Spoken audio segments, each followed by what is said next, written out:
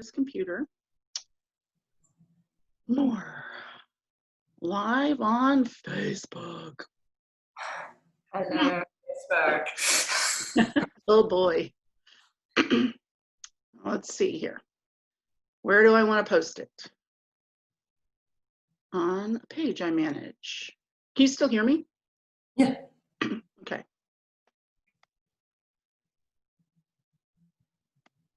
Jess Montgomery. Next. I got some thumping music going on outside my window now. Oh, I cannot hear it. Good. That's probably a delivery guy. Oh, Right. too many of those packages happening. Okay.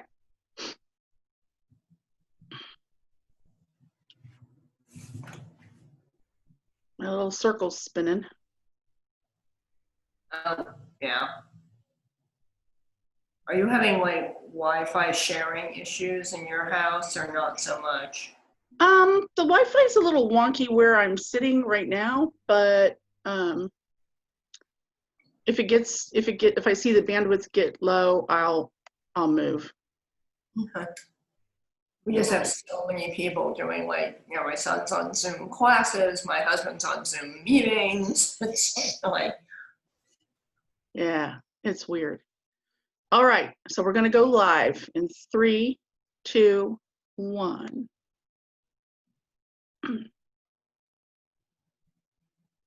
oh. Hello out there in Facebook land.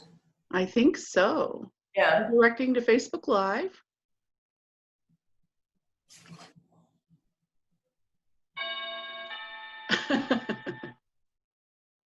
Is that real life or digital?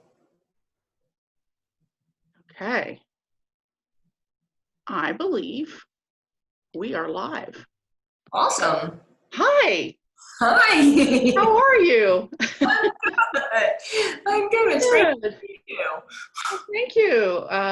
For those who are tuning in, this is my buddy, Mariah Fredericks, and she is an awesome author. I'm going to see if I can pull up the photo of her newest book, which is what we're going to be talking about. How's that looking? Death of an American Beauty. Very nice. Isn't it? It's such a beautiful cover. I haven't read it yet, I will confess, but Totally fine. I will, because I've read the other two.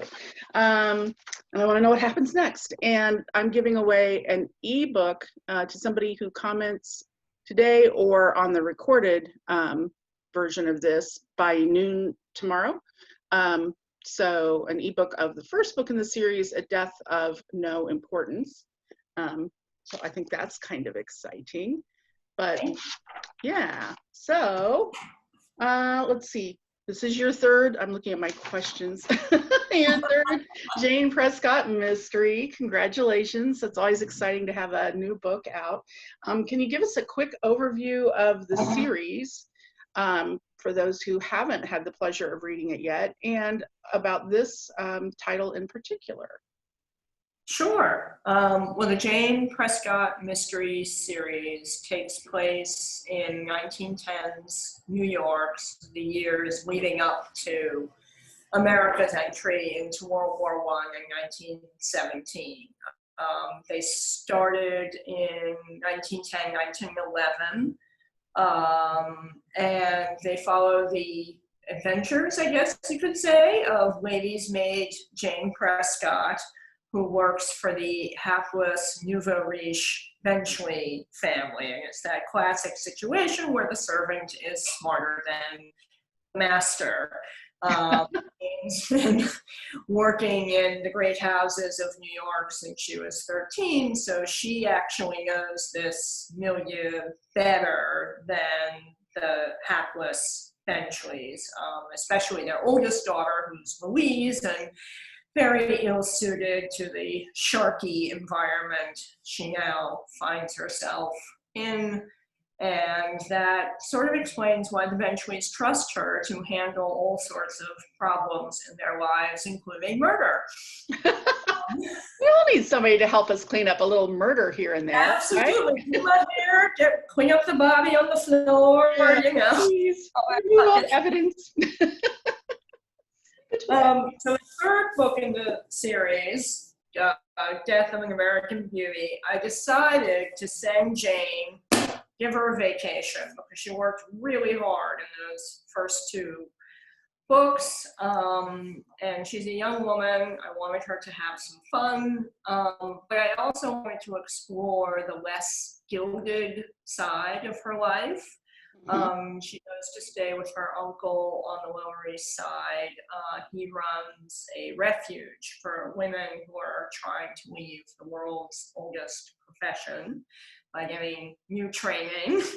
And it's the night of the big annual dance where the women can kind of stop improving themselves for a little while and just kick up their heels. Unfortunately, one of the women is found murdered, and Jane's uncle, who's kind of a cranky, difficult guy, falls under suspicion. So Jane has to spend her vacation finding the killer and clearing his name.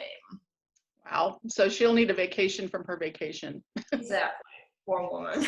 Poor thing. She finally gets a break, and again, it's back to figuring out the murder. Right. Louise pulls her into her shenanigans. It's, you know, Louise made work. Wonderful. Never done.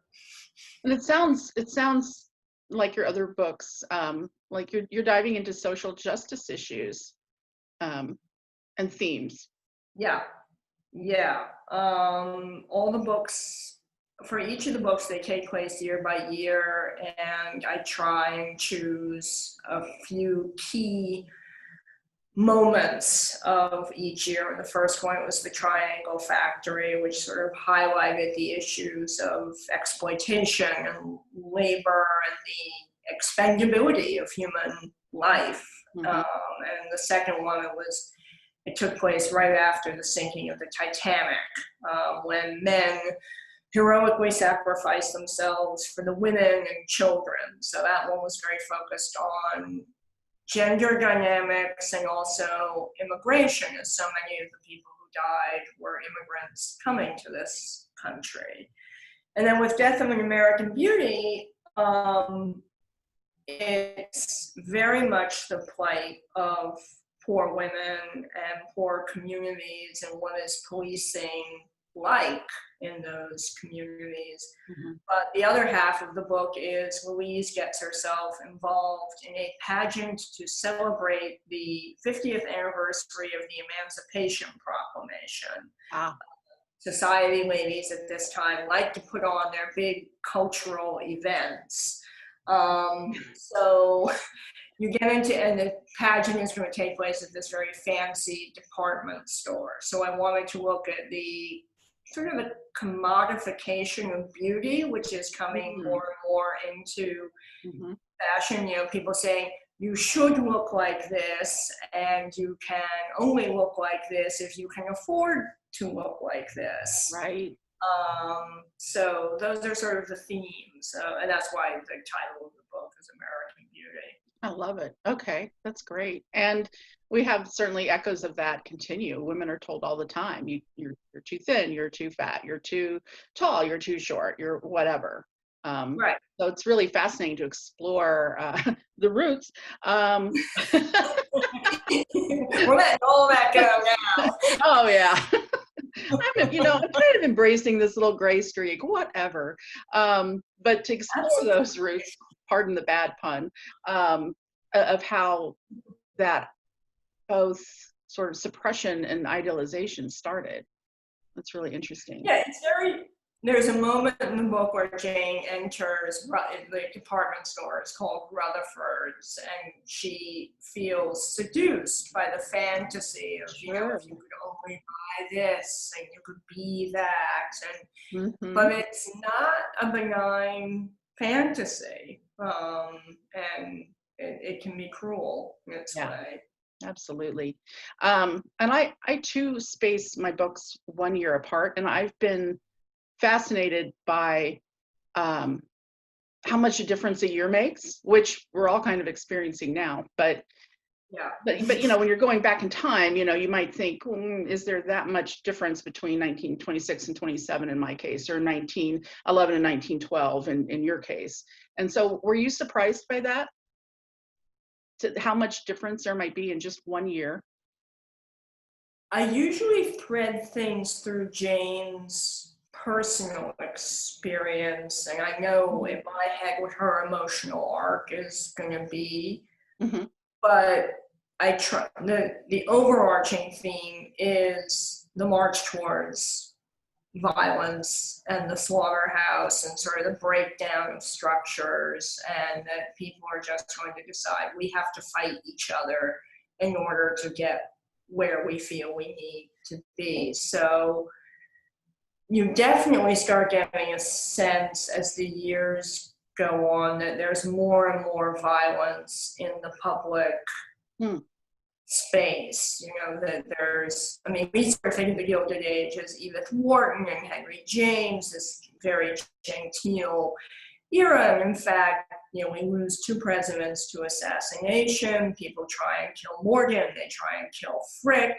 Numerous strikes are violently put down.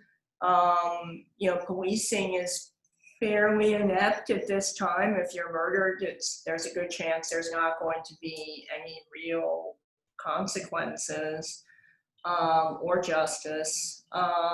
So it feels more like energy is building rather than that there's huge differences. I see. Yeah. Culturally, things are getting much more liberal. One of the things, you know, you're seeing the shock waves for the coming youth revolution in the 1920s. You know, young people were already out there dancing to scandalous music, so the corset is on its way out. That's wonderful. I'll just say to anybody who's watching, if you want to post a few questions after we're done chatting, we'll see if anybody's posted questions and see if we can answer those. But I have plenty more questions, as you know, because I'm curious about what inspired you to write about the Gilded Age in New York. I know you're in New York. I know you studied history in college, but what drew you to this particular era of to write about? That's a really good question because God knows there are so many talented authors writing Gilded Age New York, like Victoria Thompson, Rosemary Simpson, Alyssa Maxwell, Mariah you know, Fredericks. Mariah Fredericks. That's not bad. I hear she's pretty good. The books really started, I used to write young adult novels. Right.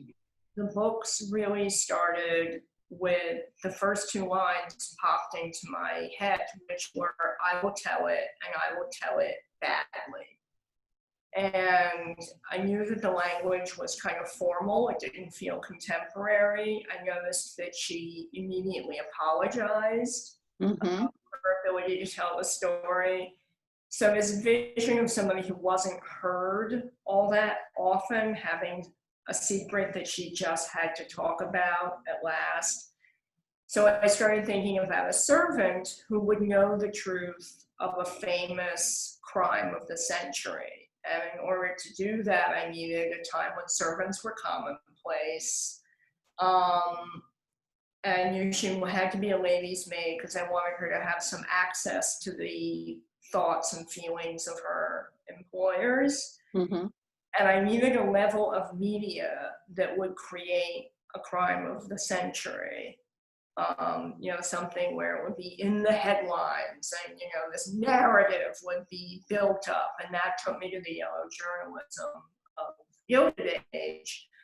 And there are so many parallels between now and then in terms of the divide, you know, the vast economic divides that we're seeing, the tensions between native and immigrant men, women fighting for public space. It was a time when a lot of people thought it was a good idea to kill people. So that seemed like a terrific time to set a murder mystery series. So many motives. Yeah, and I'm just so fascinated that you heard a couple of lines stray through your imagination and you followed your imagination. I've been talking about that with other people about, I'm trying during this pandemic while have a little downtime to play with ideas outside of my kinship books to kind of follow my imagination rather than tell my imagination where I want it to take me.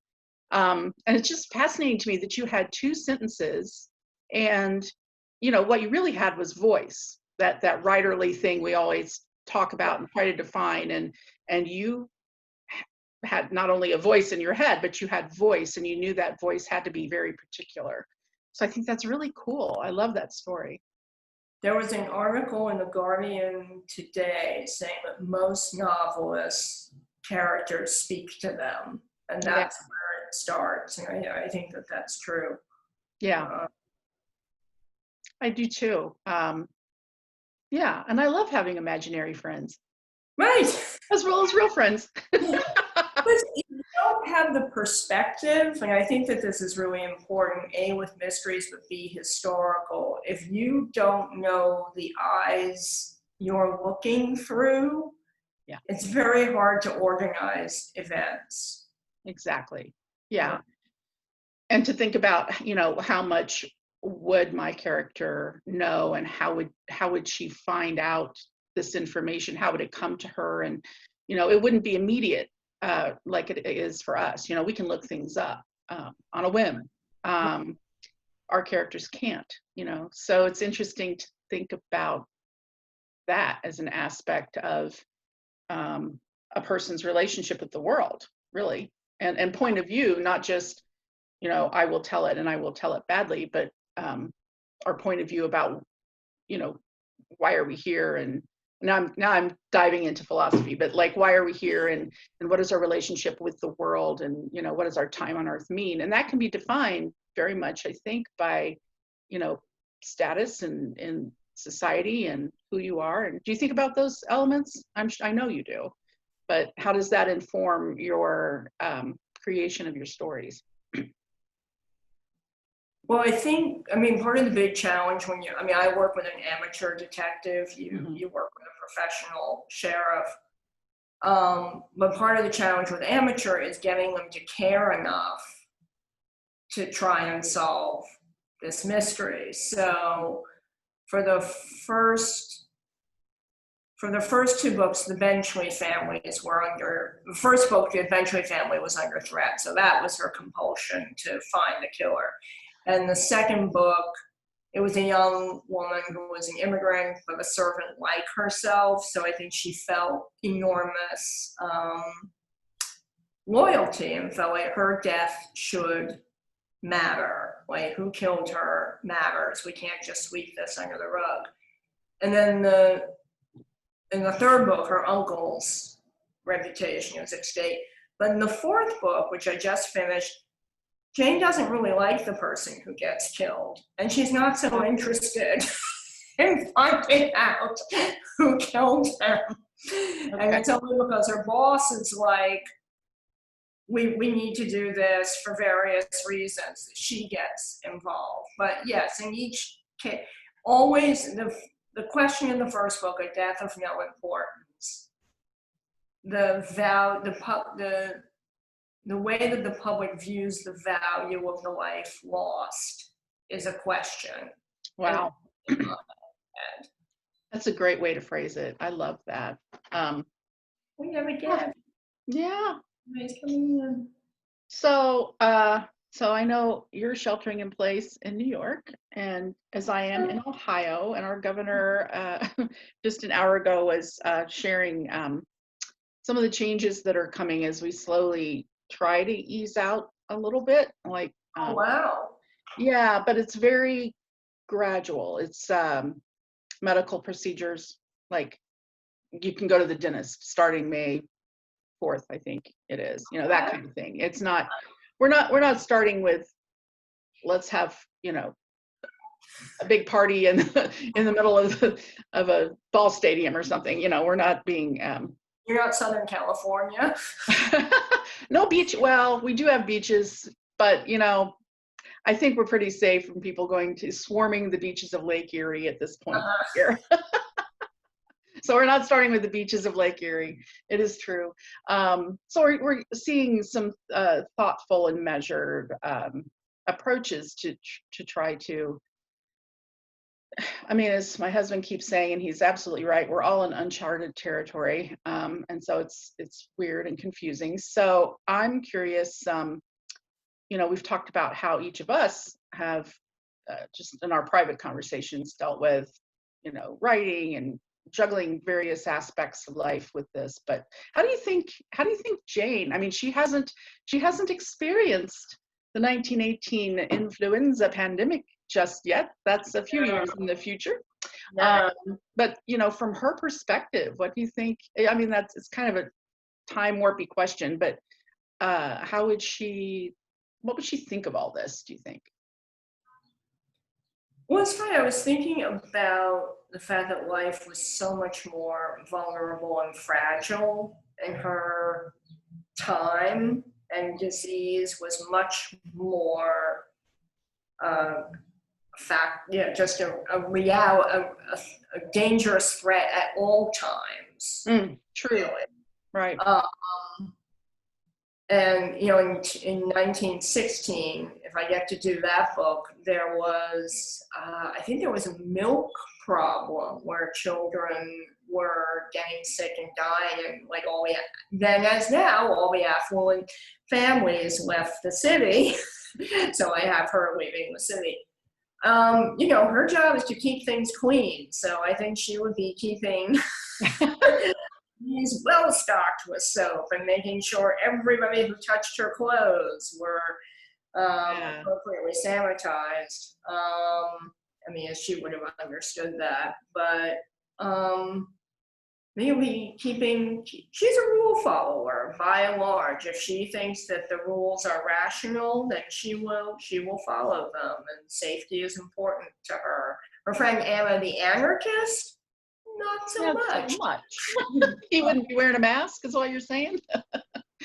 Anna would wear a mask, but she wouldn't cancel her labor meetings if I knew her. So that's interesting. Okay. So how are you staying connected with other writers? I know we've chatted on the phone and via, I think we did Skype once, we've done Zoom couple times now. So how are you connecting with other writers, and how are you connecting with readers, and are there events or blogs that you've written that you'd like people to know about so they can connect with you in that way? Oh, that's a nice question. Well, because the book just came out, I've been hearing from readers on a fairly regular basis, and I put a big message on my website saying, I am at home with just my family. I would love to hear from you. Please write to me. I don't even care if you have problems with the book. I never thought about putting that out, like, help. And I have to say, like, every day I have some piece of mail, so that's nice. That is nice. I like it. And I really have found that the mystery community is I connect with people on Facebook and on Twitter, and, Malice was supposed to start Friday, so all of us were looking forward to seeing each other then, I think, are really reaching out.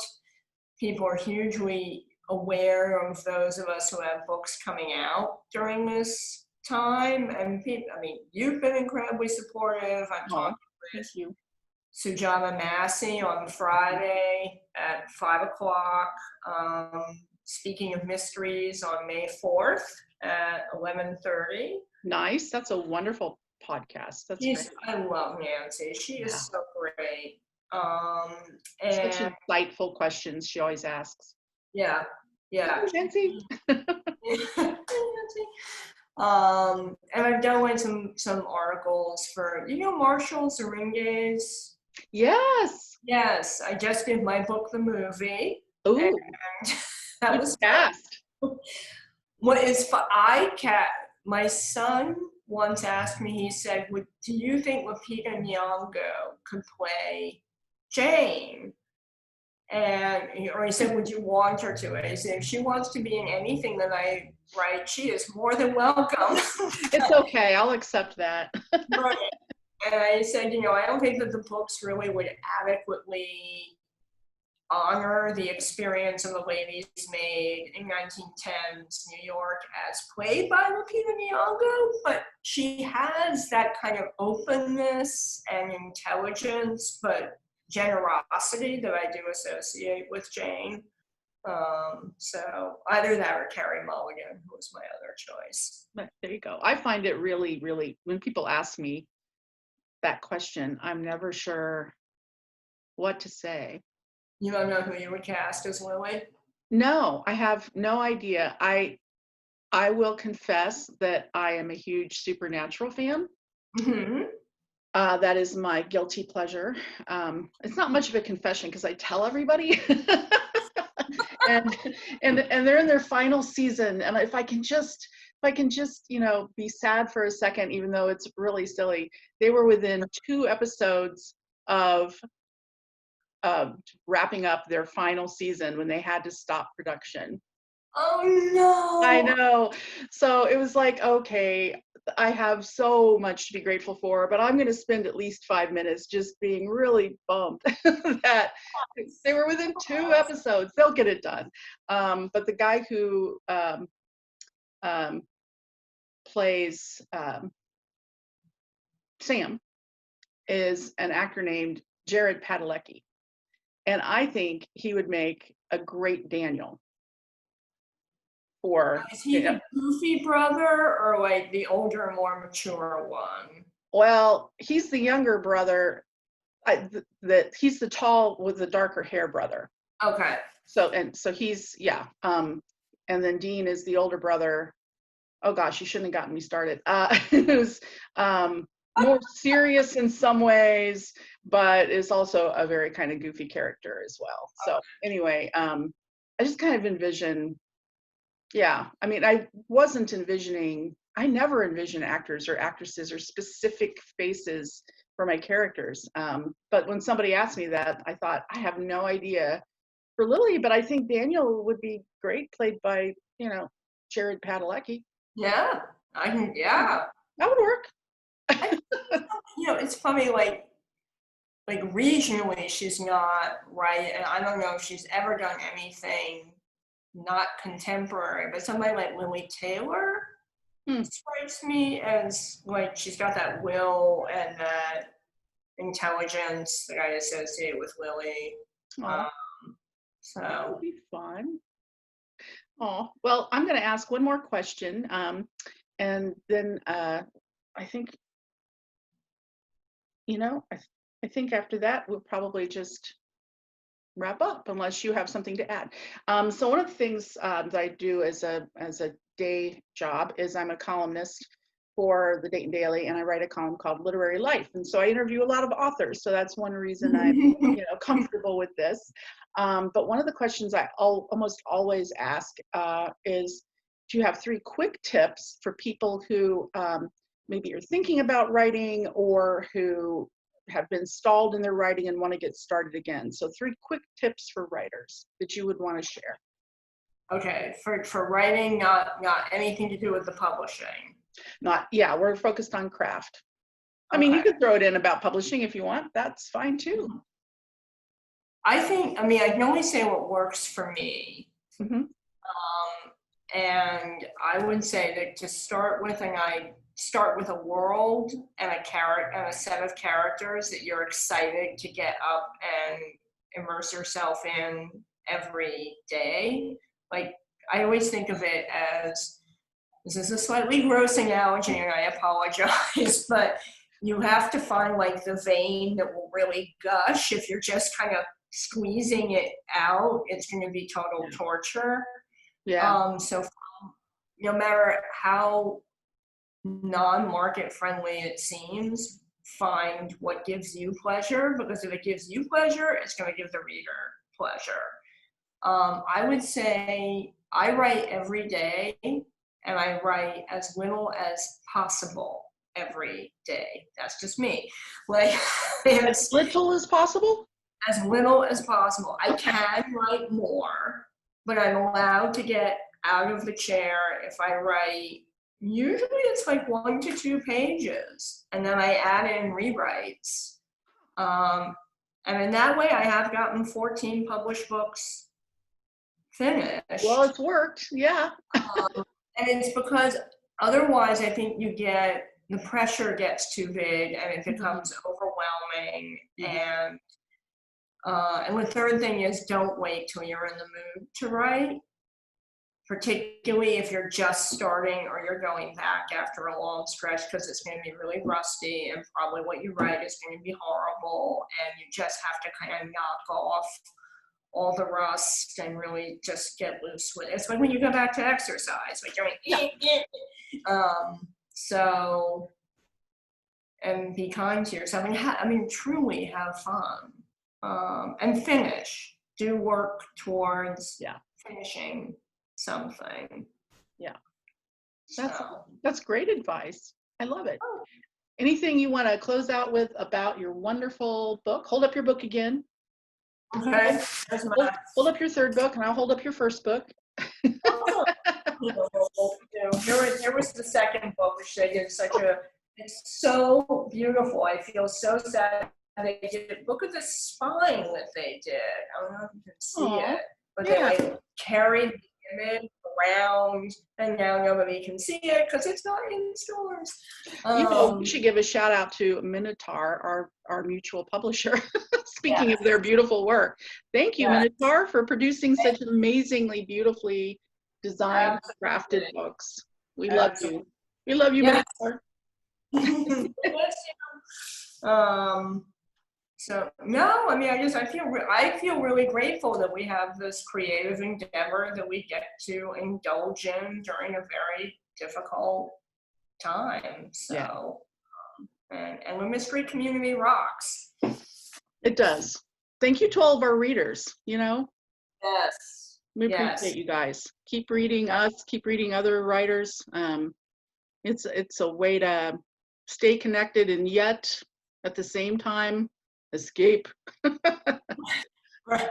And mystery readers are a great bunch too. I was just saying, a lovely woman reached out to me, and she was just having such pleasure with the books, and I was like, do you know what it means that you took the time to express that to me? Like, that's really kind. And it's great. All right. Well, I'm going to end our meeting. Okay. And then hopefully save this recording so that people who weren't able to join us at 3 can see this later on. And I'll talk to you soon. Okay, terrific. Thank you so much. You're welcome. Bye. Everybody. Bye.